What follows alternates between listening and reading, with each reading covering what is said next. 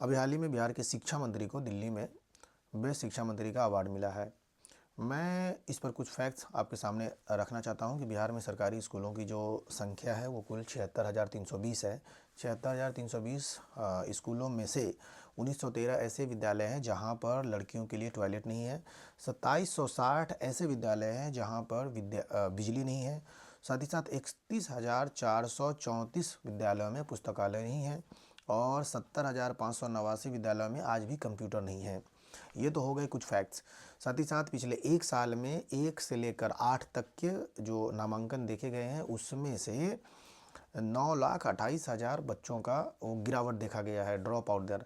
आपको ये drop out जो रेट है हर एक कक्षा में मिलेगी, हर स्कूल में, मतलब प्राइमरी में भी, मिडिल में भी और हायर में भी देखा गया है।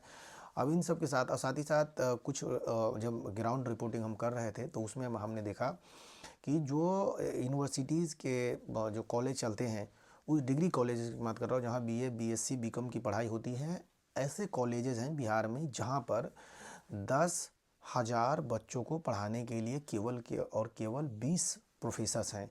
अब ऐसी व्यवस्था है। साथ ही साथ मैं आपको बता दें, ये तो हो गए कुछ फैक्ट्स।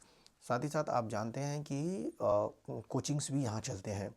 तो जब सेम टाइम स्कूल के टाइम में ही यहाँ कोचिंग भी चलते हैं, उस पर कोई एक्शन भी नहीं होता है।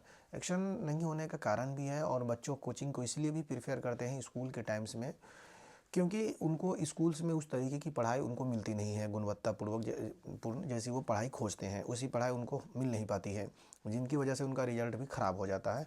और अगर ऐसी बात है तो फिर एक्शन लेनी चाहिए, सरकार को भी इस पर एक्शन लेनी चाहिए कि जिस तरीके से जब के पाठक जी थे तो उस समय एक्शन हो रहा था कि सरकार स्कूल्स के टाइम में कोचिंग्स पर रोक थी।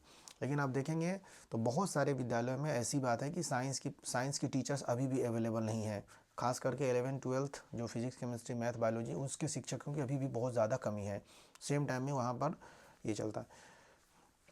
पढ़ाई की गुणवत्ता की अगर आप बात कीजिए तो आप फैक्ट्स उठाकर देख लीजिए, पढ़ाई की गुणवत्ता बहुत ही ज़्यादा ग्राउंड स्तर पर ख़राब है। अब इन सभी के बीच में जब गुणवत्ता में खराबी है तो इन सभी के बीच में बेस्ट शिक्षा मंत्री का पुरस्कार कैसे मिल सकता है?